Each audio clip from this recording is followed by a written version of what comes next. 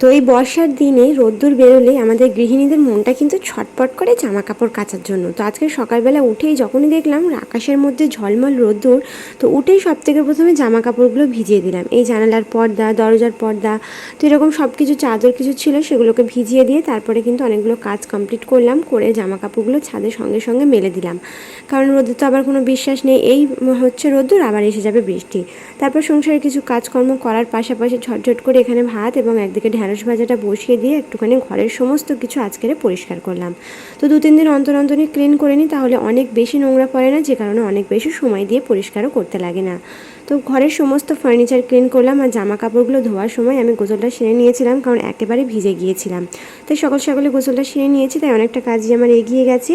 তো ঘরদোরটা ঝাড়াঝুড়ি করে একেবারে ঝাড় দিয়ে পোঁছাপুছি করে তারপরে রান্নাবান্না শেষ করে গোসল করে খাওয়া দাওয়া করে সন্ধ্যাবেলায় সমস্ত কিছু পর্দা ঝাঁঝা ছিল লাগিয়ে আজকে দিনটা এভাবে কাটালাম।